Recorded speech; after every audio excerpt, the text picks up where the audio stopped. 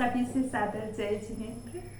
आइए आज हम जानते हैं निगोद के जीवों की स्थिति क्या होती है, उनका आयुष्य वहाँ पर कैसे होता है और वो अपना जीवन यापन वहाँ पर कैसे करते हैं। जो अनंत जीवों को एक निवास दे उसे निगोद कहते हैं।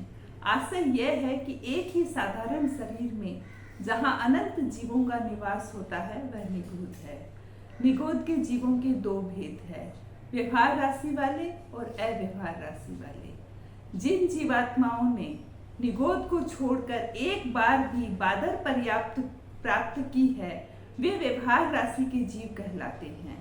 वे जीव जो अनंत काल अनादिकाल से निगोद में ही स्थित है, एक बार भी बादर का एक स्थिति को प्राप्त नहीं किया है, वे अव्यवहार राशि के जीव कहलाते हैं।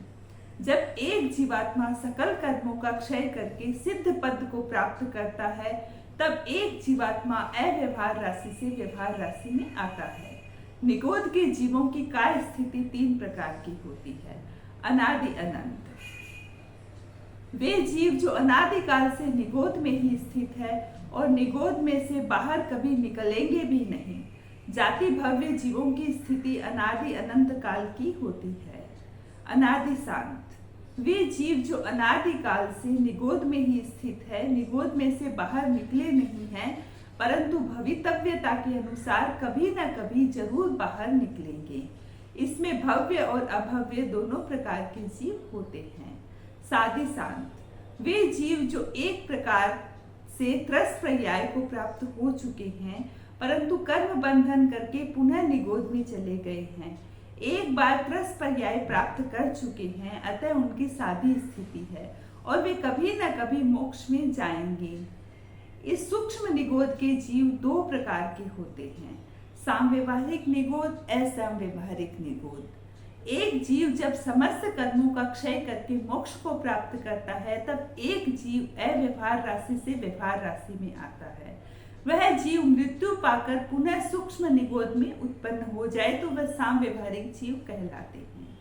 वे जीव जो अव्यवहार राशि से व्यवहार राशि में नहीं आए हैं, अनादिकाल से सूक्ष्म निगोद में ही है, उन्हें असामव्यवहारिक जीव कहते हैं।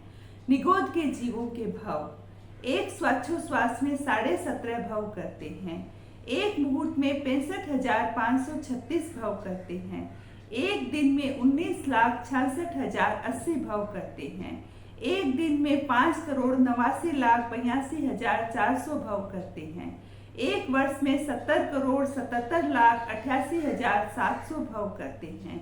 बादर जीव मतलब एक जीव का एक शरीर हो अथवा अनेक जीवों के एक शरीर एकत्र हो, उन्हें चर्म चक्षुओं से अथवा किसी यंत्र के द्वारा देखा जा सके, वे बादर जीव कहलाते हैं।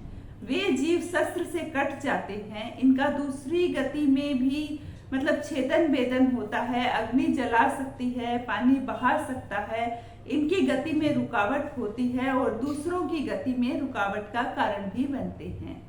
सूक्ष्म जीव, जिन जीवों का एक शरीर अथवा अनेक शरीर इकट्ठे होने पर भी चर्म चक्षुओं अथवा यंत्र के द्वारा दिखाई नहीं देते हैं, वे सूक्ष्म जीव कहलाते हैं। वे जीव संपूर्ण 14 राजु लोक में व्याप्त है। ये मनुष्य तिर्यंच के हलन चलन से, शस्त्र अग्नि जलादि से मृत्यु को प्राप्त नहीं होते हैं। निगोद के एक गोले के जीवों की तथा एक गोले से दूसरे गोले की समानता, जैसे अस्तित्व सत्ता की समानता, जन्म की समानता, सुख की समानता, शरीर की समानता, आहार की समानता, पानी की समानता, श्वासोश्वास की समानता, इंद्रिय की समानता, संवेदना की समानता, आयुष्य की समानता, मिथ्यात्व मोहनीय कर्म की समानता। निगोद के गोले में जीव है, अतः इनकी सारी क्रियाएं होती है। एक ही शरीर में अनंता जीवों को साथ रहना है, अतः इतनी सारी समानता होती है। नरक की अपेक्षा निगोद के जीवों को अनंत गुणा दुख ज्यादा होता है। जीव को सबसे ज्यादा दुख जन्म मरण का होता है। नरक के जीव का आयुष्य सागरोपमों का होता है। इतने काल में निगोद के जीवों को अनंती बार जन्म मरण धारण करना पड़ता है। निगोद के जीवों के एक अंतर मुहूर्त काल में 65,536 भाव बीत जाते हैं। 84 के चक्कर में 4 गति में कोई भी जीव कहीं भी स्थिर स्थायी नहीं रह सकता है। आयुष्य कर्म पूर्ण करके शरीर छोड़कर जीव जब दूसरी गति में जाता है उसी का नाम है मृत्यु। नवकार गिने बिना अथवा सुने बिना जीव चला न जाए उसकी तैयारी हमें आज से ही कर लेनी चाहिए। निगोद के जीव का तथा भव्य परिपक्व होने और संसार के परिभ्रमण करने से कर्म मुक्त होकर कोई आत्मा मोक्ष में जाती है, तब एक जीव निगोद से बाहर निकलता है। 9 महीने तक प्रसव की पीड़ा सहन करने वाली माँ का उपकार हम चुका नहीं सकते हैं, तो अनंत काल तक निगोद के काले गर्भ से जन्म देने वाला सिद्धात्मा का ऋण हम कैसे चुका पाएंगे।